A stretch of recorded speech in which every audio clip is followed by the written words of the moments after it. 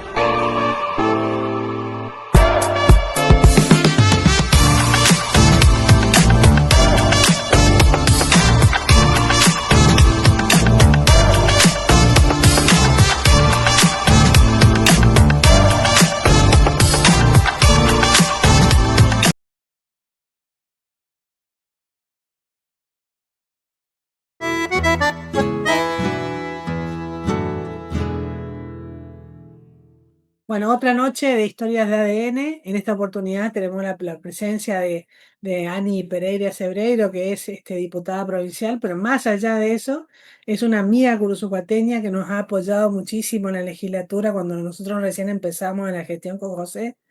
Hecho las declaraciones de interés de todos nuestros eventos y de ahí nosotros la abrazamos como una amiga entrañable de Curuzucuatiá. Ella a su vez es una de las mentes más brillantes, creo yo, de la provincia. Es abogada, es escribana y sobre todo una política argentina muy destacada. Bienvenida, Ani. Hola, hola Virgi. Bueno, qué presentación, Dios mío, me parece que sos demasiado generosa con todos tus conceptos. No, pues, no, por favor, faltaba más. Ani, vamos a empezar a hablar de algo que vos dijiste en Curuzucuatiá en el segundo encuentro del segundo Congreso Provincial de la Mujer. Vos dijiste algo que a mí me impresionó mucho. Entre tantas disertaciones y entre tantos pensamientos de las mujeres, vos dijiste algo con respecto a los derechos. Los derechos se pueden adquirir, nosotros podemos tener derechos, pero también se pueden perder, ¿no? Entonces, planteaste desde tu lugar de legisladora provincial algo que está en tinieblas en toda la humanidad y sobre todo en nuestro país, ¿no? En los últimos tiempos. Hubo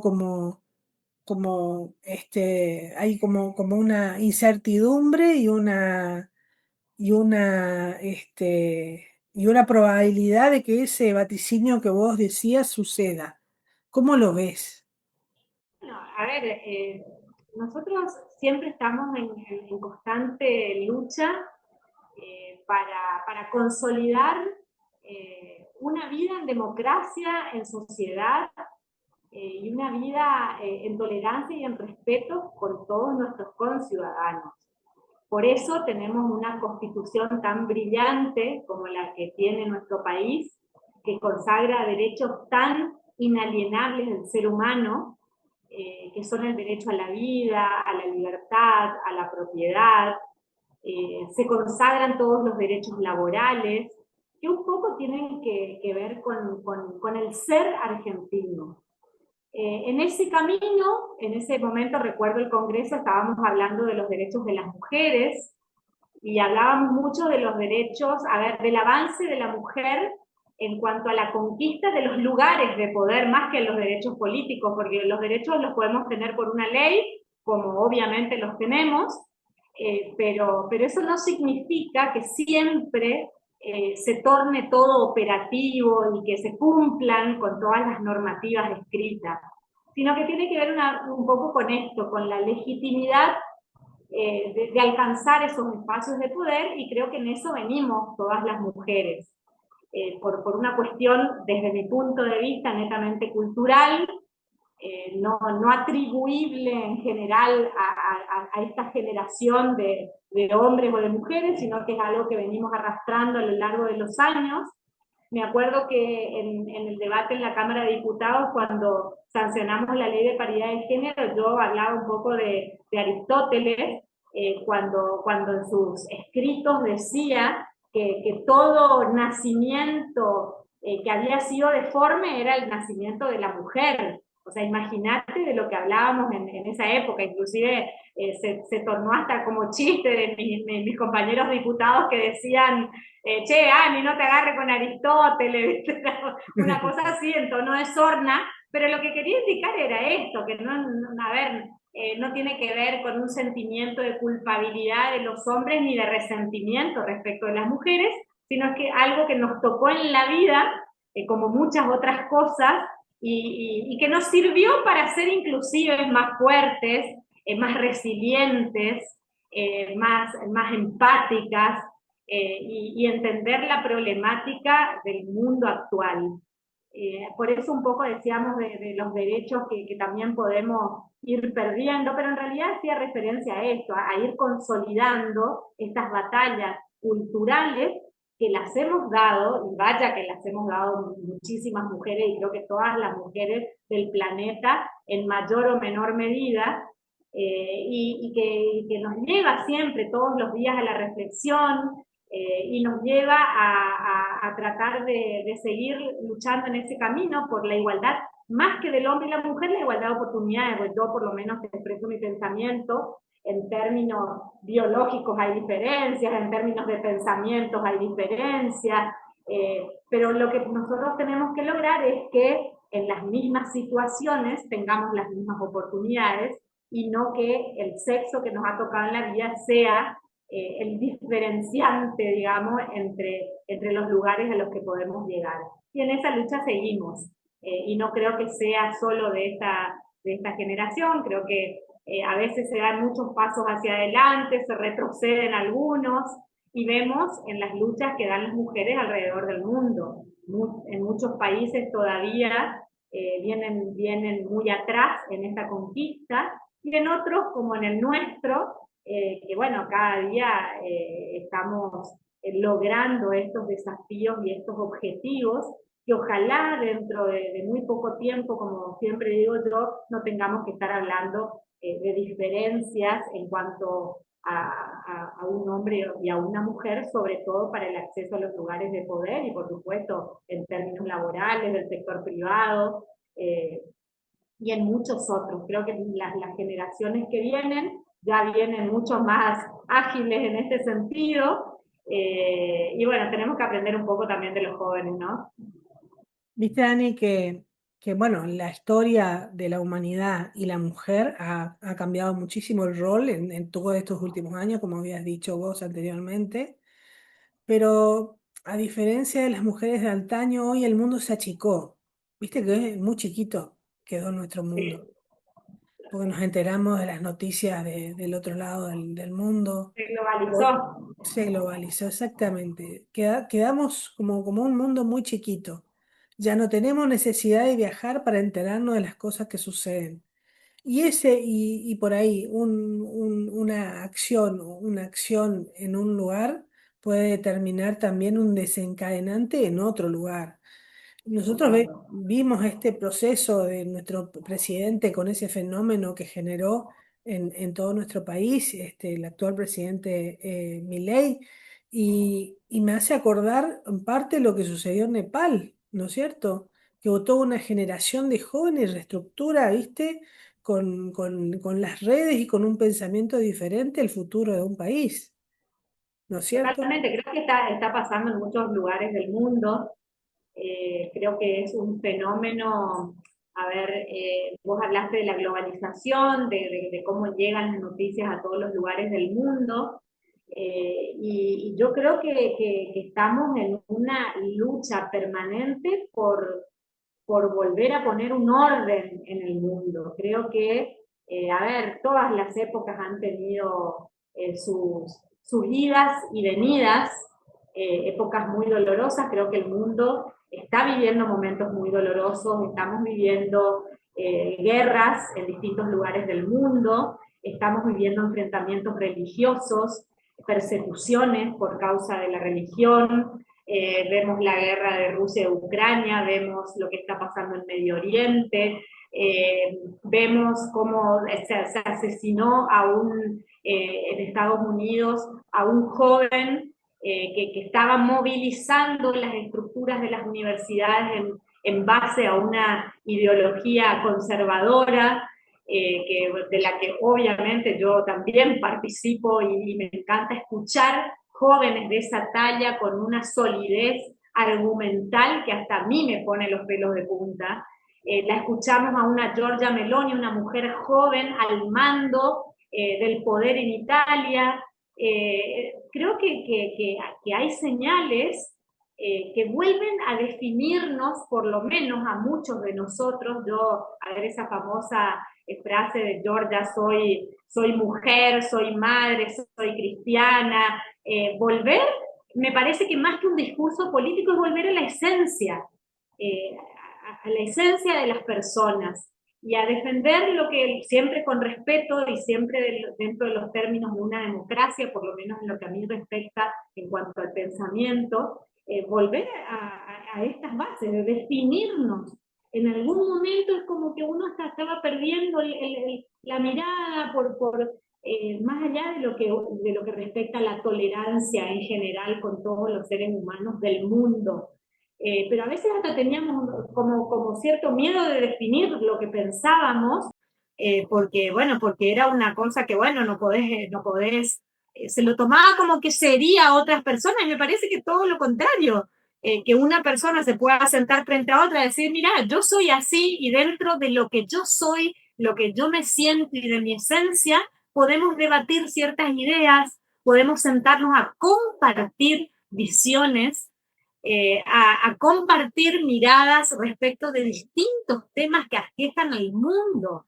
Y que acordate, por lo menos en lo que te conozco, Virgi, y creo que de eso compartimos, este mundo y este universo es un enorme rompecabezas en el que finalmente todas las piezas debemos encastrar para vivir en un mundo y en una sociedad pacífica. Entonces, empezar por mirarnos a nosotros mismos. definirnos sin miedo y dentro del margen de respeto y de tolerancia hacia la visión del otro, a la esencia y a la definición del otro y su propia mirada, creo que es fundamental y me parece que un poco las luchas que estamos viendo en el mundo tienen un poco que ver con esto, con Con la mirarse, intolerancia, definirse y ¿no? respetar. Con la intolerancia está reinando en este momento, ¿cierto? Totalmente, Veía lo que totalmente. está pasando cuando hablabas, me acordaba de lo que estaba pasando en el Reino Unido, ¿no? Todas esas manifestaciones. ¿Por qué? Por tener una migración masiva de gente de otra ideología y de otra cultura. Y cómo, o sea, ese es un problema enorme que tiene Europa hoy. Sí. Y yo también pensaba al mismo tiempo, cuando vos reflexionabas, yo pensaba y me acordaba de que la Revolución Francesa fue el desencadenante de la Revolución de Mayo, fue la Revolución Francesa, fue la intelectualidad de nuestros próceres y líderes del 1800. ¿Qué nos toca ahora a nosotros? ¿Cómo nos paramos? ¿Cómo debe esa parte en un mundo tan convulsionado y a punto de estallar que no sabes? Porque yo estoy como muy atenta a los procesos internacionales y la verdad que tengo la sensación de que en cualquier momento viene una hecatombe y va a ser para todos, ¿no? Mira, Virginia, yo en ese sentido, yo tiendo a ser un poco más simplista. ¿En qué sentido?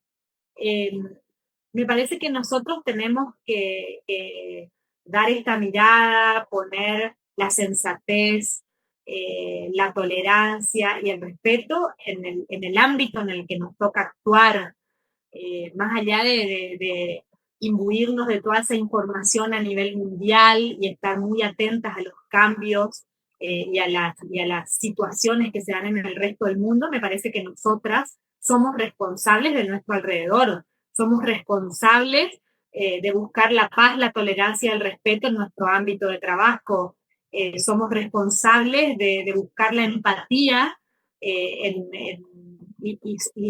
hacernos carne de lo que le pasa a nuestro prójimo, que es el próximo, o sea, el que tenemos al lado, no el que está en Ucrania, un país que además no tengo el privilegio de conocer, pero me parece que nosotros hacemos, y vos hablaste al principio del efecto mariposa, creo que te hiciste referencia a eso. Nosotros modificamos con nuestra actitud el resto del mundo, pero acá, desde el lugar que nos toca. No es necesario que vayamos hasta Ucrania, hasta Rusia, hasta Estados Unidos, sino que nosotros modificamos con nuestra actitud y con el efecto de nuestra actitud en nuestro alrededor, y ese alrededor modifica otro alrededor, y así se va expandiendo lo que vos hacías referencia al principio.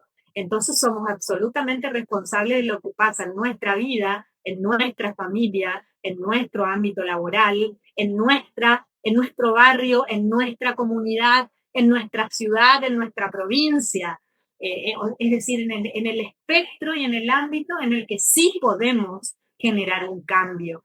Por eso, cuando llegué a la política desde el sector privado, siempre trataba de eh, concientizarme de esta situación, de lo importante de mis palabras, de lo importante de mis actitudes, de lo importante de mi ejemplo. Y siempre me responsabilicé mucho por eso. Eh, por eso siempre tomo posiciones, nunca quedo en el medio del camino, hago mis ejercicios de discernimiento y elijo estar en tal o cual lugar, elijo tomar tal o cual actitud, definir situaciones o proyectos legislativos y políticos, porque me parece que se trata de esto, de base a un caudal de valores, de principios éticos y morales que los absorbimos durante nuestra vida, en nuestra familia, en nuestra comunidad, es lo que nos sirve de sostén con otros aditamentos, por ejemplo, en mi caso, lo espiritual, siempre estar mirando hacia arriba para ver cuál es el camino, hacer este ejercicio de discernimiento y entender que en un mundo convulsionado, donde a veces se nos muestran caminos que realmente no son los correctos, uno, hacer el esfuerzo de salir de la zona de confort, de la comodidad, de hacer un ejercicio de discernimiento profundo y tomar a veces caminos que son incómodos, pero que nos hacen mostrar coraje, valentía, ejemplo, que nuestra vida está llena de principios y de valores que nos hacen tomar determinadas decisiones. Y me parece que eso es lo que influencia positivamente, y siempre hablo de los liderazgos positivos, influencian positivamente en las personas que nos acompañan, en los equipos, en los jóvenes, en militantes que nos siguen, en compañeros de trabajo. Y ese es nuestro pequeño lugar en nuestro pequeño mundo donde nosotros podemos aportar esta cuota de tolerancia, de respeto, de pacificidad, que a la larga va a influenciar en el resto de las personas. Ani, vamos, viste que yo soy artista aparte de Sí. licenciada en gestión, y a mí me gusta mucho soñar, soñar despierta, porque soñar despierta quiere decir que estoy creando una obra. ¿Cuál sería la obra que te gustaría crear a vos o cuál es el sueño que te gustaría para esta provincia, para Corrientes? Bueno, yo siempre sueño con una provincia en la que todos los ciudadanos podamos desarrollar nuestro proyecto de vida. Hoy en día, en una provincia como Corrientes, con unos altos niveles de pobreza, es imposible que una persona realmente pueda soñar su propio futuro, porque no le queda otra alternativa que hacer lo que puede, utilizar las pocas o muchas herramientas que tenga a mano. Y yo realmente sueño con una provincia en la que uno, como vos decís, esté despierto diciendo, bueno, siempre quise esto para mí, para mi vida, para mi familia, para mis hijos.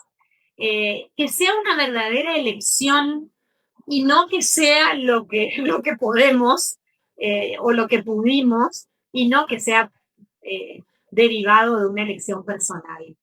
Y veo muchas vidas, acabo de terminar una campaña de candidata a intendente de la capital, donde pude recorrer casa por casa de la ciudad de Corrientes y vi mucha frustración y mucho dolor en muchas mujeres.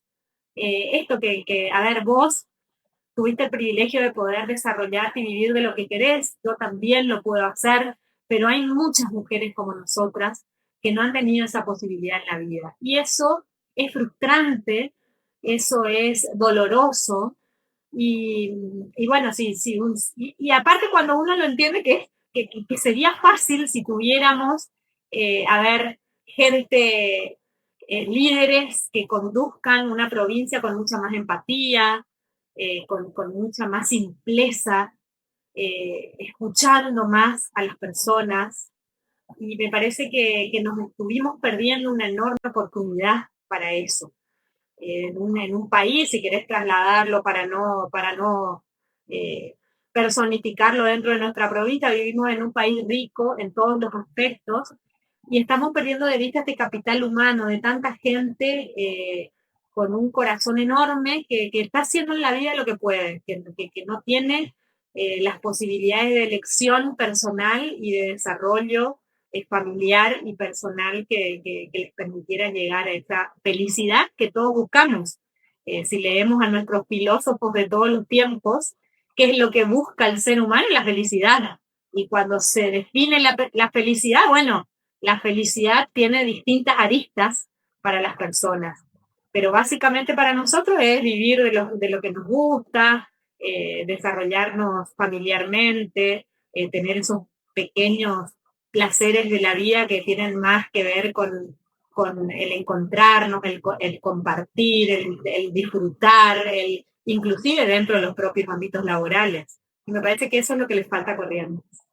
Ani, hablamos de lo macro, hablamos de lo micro también, pero me gustaría, en el sentido de que nos fuimos al mundo, volvimos, estamos en Corrientes ahora, y me gustaría una reflexión tuya con respecto a todas esas leyes que promulgaste como diputada. ¿Cuál de ellas es tu bandera? ¿Cuál es la que más gratificación te ha dado?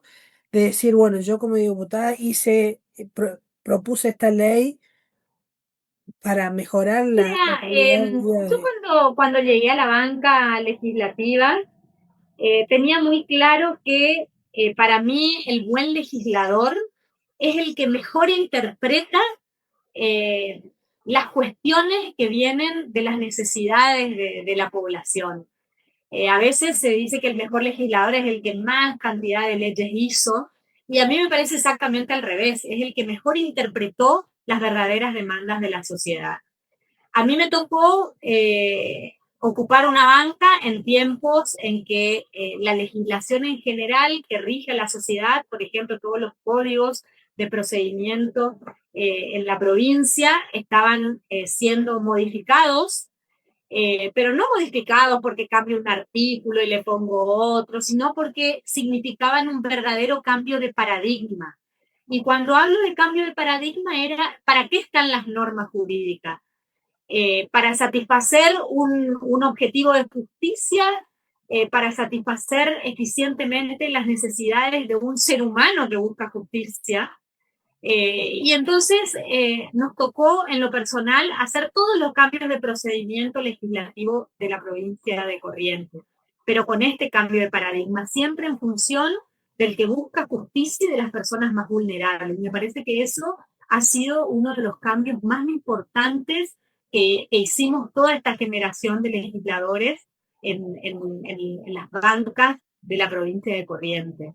A su vez me tocó vivir un tema en el que la clase política está muy cuestionada por cuestiones de falta de transparencia, de corrupción, que hizo perder credibilidad al funcionario público y al político, al legislador, por lo cual también me embanderé en temas que hacen a la reforma política, por eso propuse ficha limpia, por eso propuse cambiar la ley de información pública para que todos los ciudadanos de manera eficiente y transparente tengan acceso a la información que maneja el Estado, porque además el Estado administra los recursos que son públicos. Entonces me ocupé mucho de todos los temas que tienen que ver con la transparencia por parte de la función pública. El tema de la boleta única, que fue uno de los grandes temas y álgidos temas de los últimos tiempos, la ley de paridad de género, para dejar un pequeño aporte a todas las mujeres de la provincia de Corrientes en cuanto a los espacios de poder, y a decirles que más allá de eso, no debería existir ni siquiera una ley de paridad, sino que todas por nuestra propia capacidad en las cuestiones del manejo político y público deberíamos poder ocupar todos los espacios, pero bueno, un pequeño aporte que para este tiempo ha servido mucho. Y por supuesto todos los temas que tienen que ver con la niñez, adolescencia y familia, que son temas propios de la comisión que ocupo como presidente y que en el poquito tiempo, calculo que en un mes más, podríamos estar presentando un proyecto en el que venimos trabajando hace mucho tiempo con actores de la sociedad civil, con el Poder Judicial y el Poder Legislativo y también con el Poder Ejecutivo de la provincia para darle una nueva ley de niñez, adolescencia y familia a la provincia de Corrientes, teniendo todos estos temas que han ocurrido últimamente en nuestra provincia con menores, con niños y niñas, y me parece que es otro de los grandes temas de los cuales en nuestra banca nos hemos ocupado. Así que creo que son todos temas muy vanguardistas, cambios de paradigma. Creo que los códigos de procedimiento que le hemos dado a la provincia son códigos de procedimientos ultramodernos, y que son algo que dejamos para las próximas generaciones en la provincia de Corrientes. Y bueno, siempre ocuparse de la problemática social, de la discapacidad, de la niñez, y por otro lado de todo lo que te dije de la transparencia en el sector público, porque en eso coincidía mucho con el Papa Francisco en su momento, que me parece que la política es una de las funciones más altas de la caridad y tenemos que rehabilitarla como si fuera un enfermo terminal, decía siempre el Papa, porque obviamente vino siendo muy vapuleada por los malos políticos, los malos funcionarios públicos que han hecho que se pierda credibilidad en nuestro sistema de gobierno, en nuestra división de poderes. Ani, muchísimas gracias. Bueno, Muchas gracias. Virgi, Fue un bueno, gusto esta charla con vos y bueno, agradecer, por supuesto, todo lo que nos ha brindado Cursú como legisladora. Muchas gracias. bueno, gracias a ustedes, primero por el cariño, segundo por la generosidad de tus conceptos y tercero por entender que somos todos partes de lo mismo y que tenemos que llevar esta tranquilidad, transparencia y simpleza a todos los sectores de la vida. Tal cual. Muchas gracias. Te mando un beso, abrazo.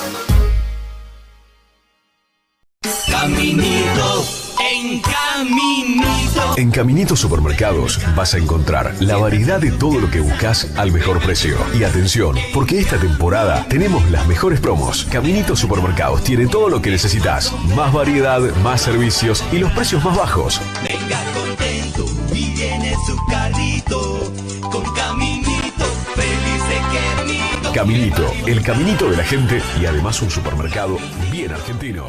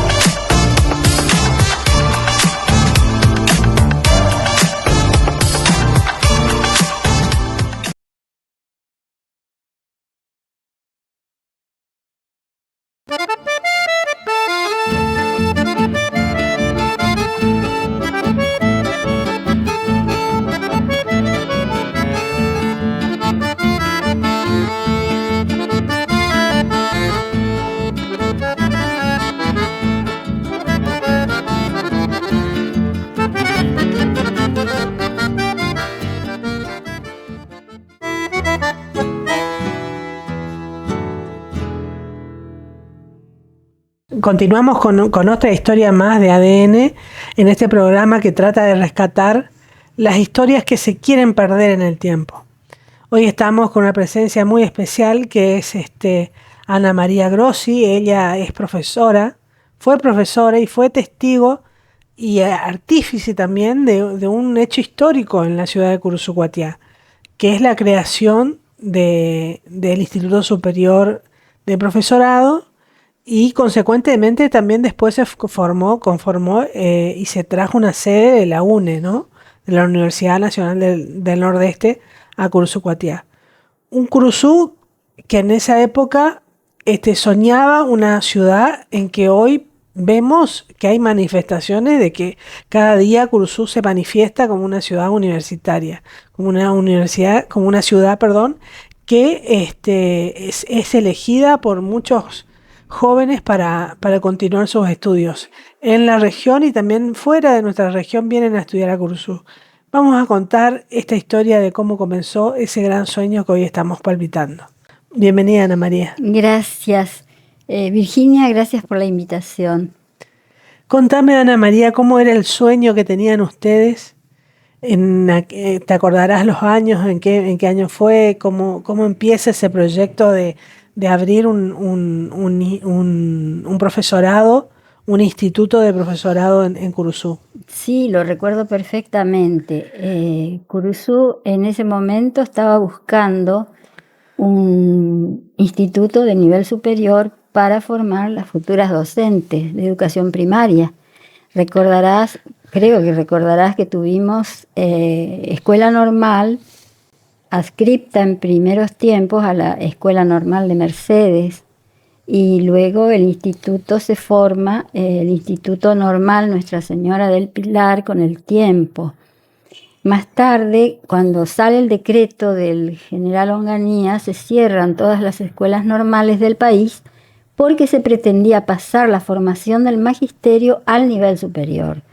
O sea, era para darle un fin, digamos, más elevado, más importante y con otra formación como se hacía en todo el mundo.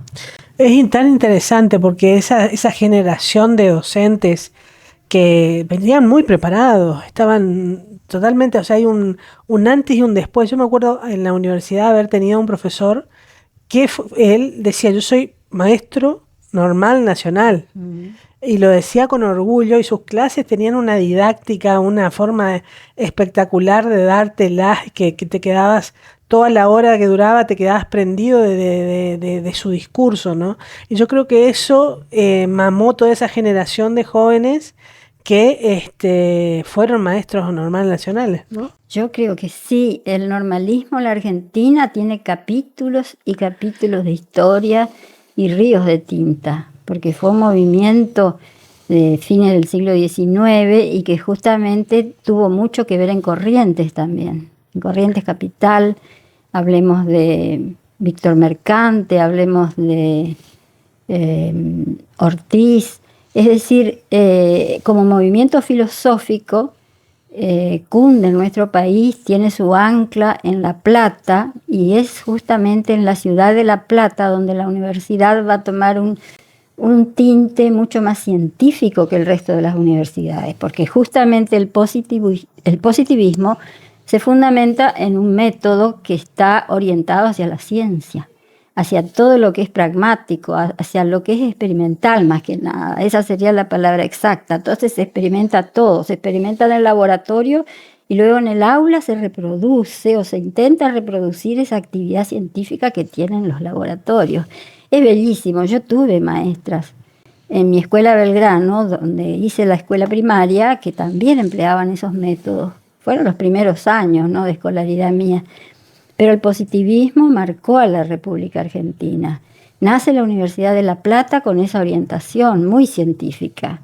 Y luego allí nace el primer instituto de profesorado, que se crea hacia 1904 para poder formar profesores que iban a enseñar a la universidad. O sea que era como la adecuación, la formación de docentes que ya estaban con sus títulos de profesionales. La verdad que la historia es atrapante. ¿Cómo surgió el Instituto de Curuzú? Mira, te lo hago breve, ya lo comentamos en otra oportunidad. Yo en ese momento no residía aquí, residía en Córdoba y leo por el Bisemanario Cultura que había una preinscripción de aspirantes para alumnos y para docentes. Y me encantó, o sea que me inscribí como todo el mundo y luego vine a ver los resultados.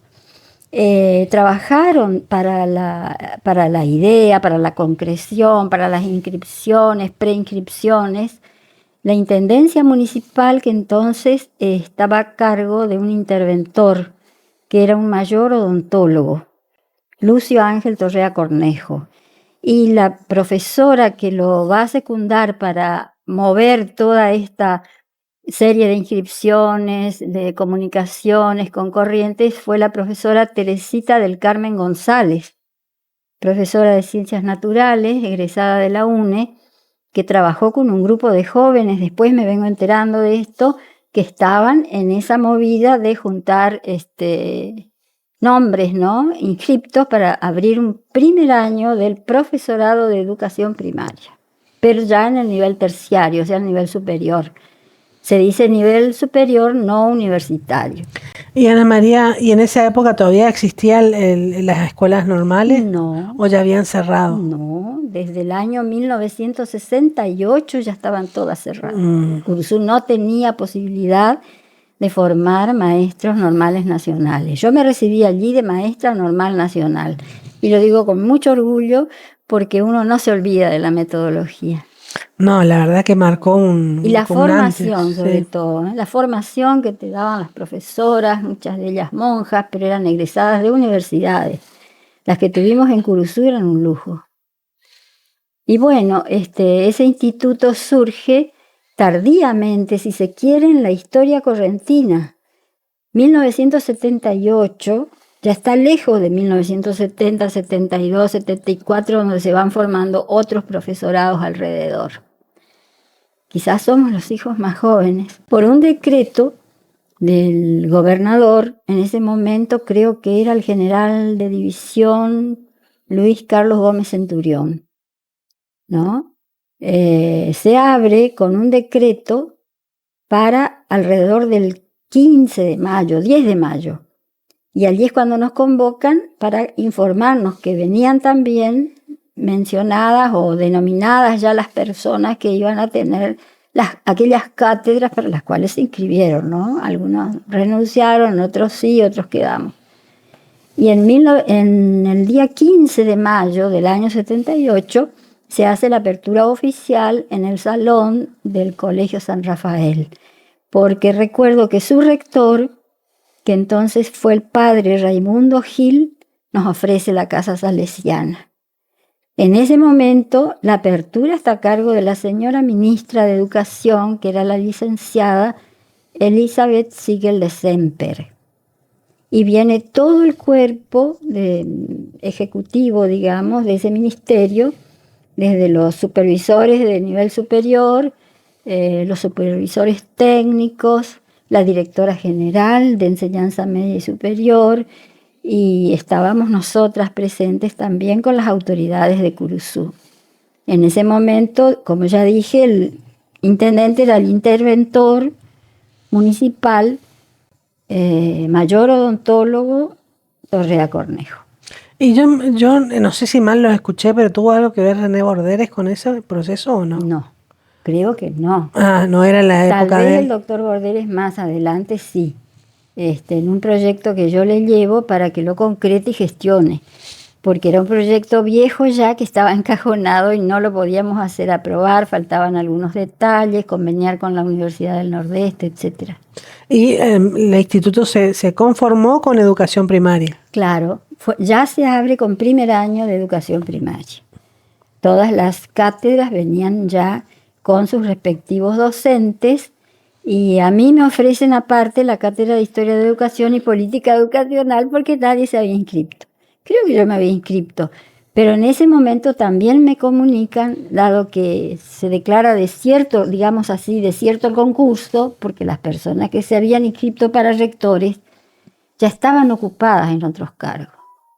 Un señor era rector de un colegio, una señora que era bioquímica del hospital militar y no tenía título docente, y otra señora que era para secretaria, que tampoco reunía las condiciones porque querían que fuéramos planta permanente, o sea, personas residentes del lugar y no personas de paso. ¿Qué construiste en ese proceso, Ana María? Bueno, fue una construcción realmente. Es una construcción porque se aprende mucho de los colegas, se aprende a trabajar en equipo, cada uno con lo suyo. Yo fui muy respetuosa siempre de las cátedras de mis colegas.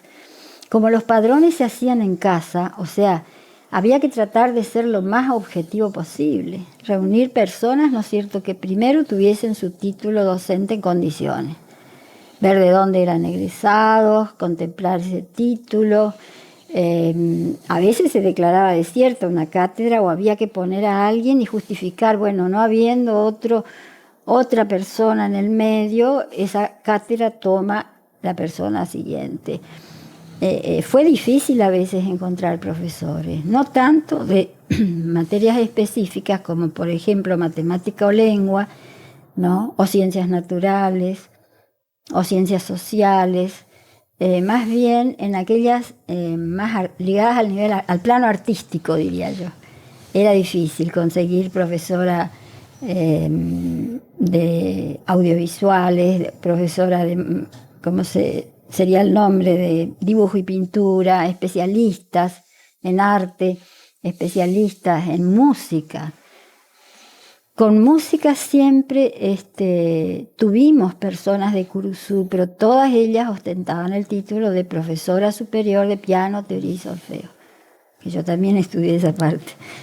O sea, es difícil, y yo diría este es el momento de reclamar al Instituto de Corrientes, Juan Valera, que mande esos egresados que tienen del Instituto Superior de Música, que manden al interior, como ellos nos llaman, porque se necesita. Hay cátedras de música, de didáctica de la música, de canto, de musicoterapia, y con una profesora de acá, de Curuzú Cuatiá, que quiero nombrar porque fue un puntal desde sus comienzos para el instituto, Alba Torres de Medina Ruiz. Ella puso su alma y su saber en el teclado y al instituto, y estudiaba como todas nosotras teníamos que estudiar, ¿no es cierto?, para su cátedra, e incluso fue organizadora de unas jornadas de musicoterapia, que es un lujo, porque tener musicoterapeutas, recuerdo que vinieron personas ancianas, eran de un instituto que existe en Buenos Aires, que ella los convocó. Fue un puntal, además trabajaba en cooperadora. Y el instituto se hizo con cooperadora, que eso es increíble, ¿no? Hoy se discute tanto el presupuesto universitario, que no lo dejan auditar, que hay plata, que no hay plata. A nosotras el intendente nos dijo, bueno, ahora están todas ya en sus cargos, arréglense con cooperadora. Y ahí terminó el cuento. Y ahí comenzó todo. Ahí comenzó. Desde ahí en adelante el compromiso hubo compromiso de la comunidad curzucuateña, que fue generosa. Tuvimos presidentas muy valiosas, vocales, vicepresidentas. Te cansaría si nombro a tantas mujeres de Curuzú y también señores que trabajaron para la cooperadora nuestra y que cada vez se fue haciendo más liviana, digamos, ¿no? Por ahí ya no arancelamos, pero sí les pedíamos colaboración a los alumnos, aunque sea 1 peso o 2 pesos. Por ahí comprábamos estufas en el invierno porque era todo muy frío y comprábamos esas estufitas de 2 hileras. Cada uno ponía 2 pesos. Qué tiempos, ¿no? Luego el Estado nos envió, el Ministerio de Educación de la Nación, hermosas computadoras, hermoso televisor, hermosa impresora. Teníamos teléfono porque lo pagábamos por cooperadoras y no lo perdíamos, que era muy importante en aquellos tiempos. Después ya con el fax fue todo más rápido, más directo, más lindo. La gestión es, a veces, en esos tiempos era agobiante a veces, porque la gestión hecha por teléfono a larga distancia por ahí no surte el efecto esperado. Entonces había que viajar continuamente, se hace cara la concreción, ¿no?, de todo lo que sea nombramientos, proyectos de carrera, pero siempre fuimos considerados en cuanto a la asistencia, todos los eventos que el Ministerio de Educación ponía para mejorar los institutos, o sea que todos nos conocíamos y eso era muy bueno. Porque eso te empuja a querer mejorar, a querer aprender más, a tener la bibliografía al día. Aprendíamos de los colegas también. El desafío fue armar un equipo, ese primer equipo. Contame si te acordás, los docentes, cómo fue armar ese equipo para comenzar este sueño. A mí me imagino que con esto que me contás al principio, como que se tenían que arreglar solos como para armar esto. ¿Cómo fue ese proceso? Sí, digamos que el esqueleto venía escrito ya, ¿no? El plan de estudios. El plan de estudios con las cátedras, como se llaman en el nivel superior, bien enumeradas, y cada uno buscaba su bibliografía y la rectora tenía que supervisar, apoyar, prestar a veces libros, pero todas personas con ganas de estudiar. En la primera reunión que tuvimos les expliqué a todos, porque también había señores, que teníamos que ponernos a leer por mandato, no por ideas mías, el currículum que la provincia de Corrientes había armado justamente en esa década, en los años 70, se había editado, creo que en el 78 fue, el documento curricular para toda la provincia de Corrientes, para la educación primaria. Entonces, para todas nosotras que veníamos del nivel secundario, o profesionales que no tenían mucho que ver con la educación, había que hacer reuniones periódicas y dar lectura a esos documentos. Y de ahí se iban sacando, ¿no es cierto?, material para poder manejarse en el aula también y manejarse a nivel primaria. O sea que es un trabajo muy delicado el del profesor de educación primaria, porque viene de obtener su título en una universidad o en el profesorado secundario. Entonces había que aprender todo lo de primaria y saber manejarse con el currículum, saber manejarse con una metodología nueva. Se discutían mucho las metodologías en todas las reuniones que tuvimos, e incluso nosotros trajimos personas importantes de Buenos Aires para aprender sobre la metodología, pero del nivel superior. Que eso no debíamos descuidar, o sea, debíamos enseñar a nivel superior, pero enseñarles a los docentes, y los docentes a su vez reaprender cómo bajar los contenidos a nivel primario. Didáctica de la lengua. Dijiste algo muy importante, porque Curzú ha sido una ciudad del progreso intelectual, o sea, una ciudad intelectual muy fuerte de la provincia. Estoy recordando la creación y la fundación y el legado que ha generado ASIAC en todo ese momento, la comunión de intelectuales de Curzú-Cuatiá en pos de la educación, de la cultura, de nuestra historia, de nuestro patrimonio, del arte, en fin, el progreso de nuestra ciudad, ¿no?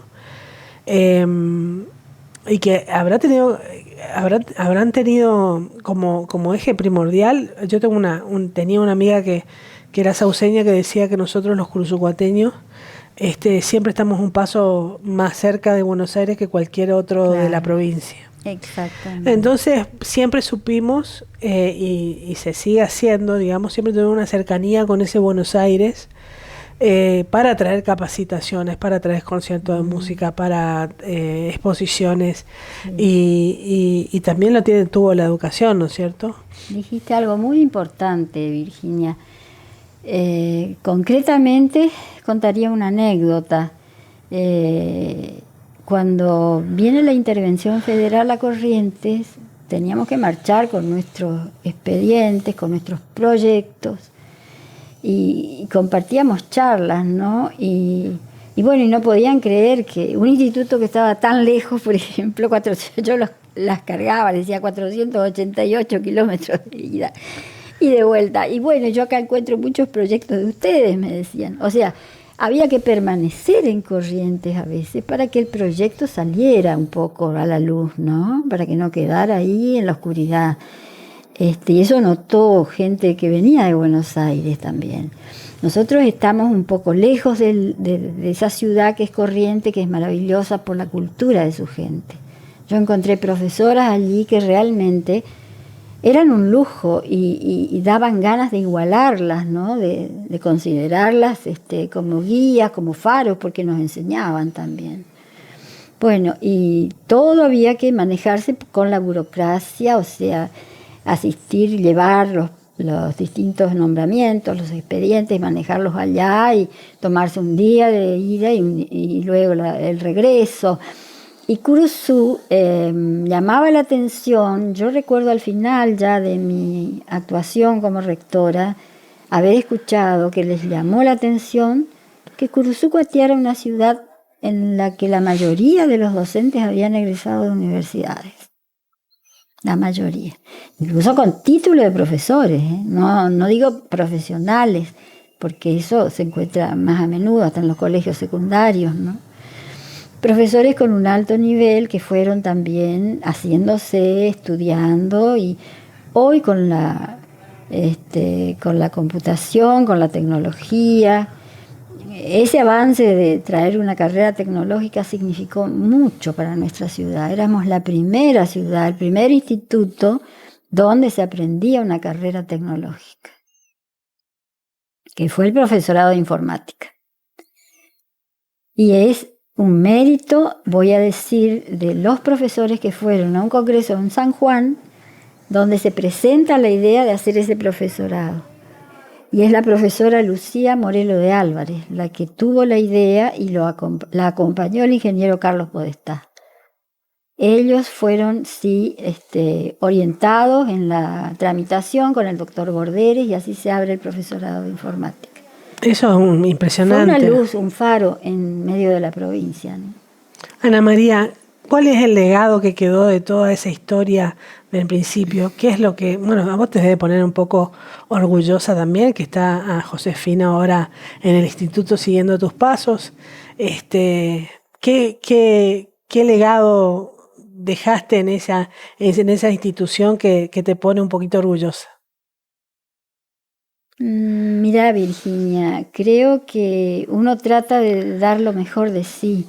Yo era muy consciente de la enorme responsabilidad que había puesto sobre mis hombros, pero aprendí a amar mi profesión a través de este trabajo. Aprendí a agradecer a los profesores que tuve en el Instituto de Paraná, porque yo también me formé en un lugar que fue la cuna del positivismo y el primer instituto de profesorado nacional secundario creado en el país. Después del de La Plata, como te dije, viene el de Paraná. Y yo admiraba mucho a mis profesores. Admiraba la presencia de mis profesoras, admiraba el saber de los profesores que venían desde Rosario, desde Santa Fe y de Paraná, por supuesto. Y todo eso te queda, ¿viste? Y es como un ideal que vos querés alcanzar. Cuando me jubilé me sentí satisfecha. Es verdad que deja un vacío el dejar una profesión, porque más que nada uno lo vive cuando está sentada entre los alumnos conversando sobre un tema. Y allí es cuando se transmite ese saber y ellos se apoderan del saber o de lo que tienen que aprender, ¿no es cierto?, de los contenidos. Y es cuando la pareja educativa también entra a funcionar, si soy dominante, si me subestimo o si formo una pareja armónica. Y yo traté siempre con mis alumnos de lograr eso, una pareja armónica y que ellos se sintieran elementos útiles para la sociedad, que es lo que se busca hoy más que nada, con carreras cortas, con carreras técnicas. Se valora el capital humano, donde ellos puedan encontrar su lugar en el mundo, casi sin salir de su ciudad, y a la vez hacer crecer la ciudad y desarrollar a través del trabajo. ¿Vos soñaste alguna vez en aquel momento que iba a ser Curuzú una ciudad universitaria como es hoy? No, jamás. Jamás, pero nosotros trabajamos, ¿no? Bien, se abre el instituto y tenemos el profesorado de primaria, trabajamos un plan de estudio para la universidad. Sabíamos cómo había crecido Paso de los Libres y para mí fue un incentivo. Ellos tenían la carrera de despachante de aduana y luego la hacen licenciatura en comercio exterior. ¿Y cómo la hacían? Preguntando, comentando con la comunidad, yendo a los establecimientos, ¿no es cierto?, aduaneros, o acá se hizo con los escritorios de los rematadores, de lo que opinaba la sociedad rural, lo que opinaban los veterinarios, los agrónomos, el INTA. ¿Cómo podíamos armar una carrera de administración de empresas agropecuarias? Que no había. Y lo hicimos. Y eso es un orgullo para mí, Si bien yo no la terminé de gestionar, la di para que gestionen, pero fue algo que me hizo cobrar impulso para poder seguir abriendo luego otras carreras, ¿no? Ana María, muchas gracias. A vos, muchísimas gracias por recordarme que fui una profesora. Muchas gracias. Muchas gracias por el legado, Cruzú. Nos vemos el próximo martes.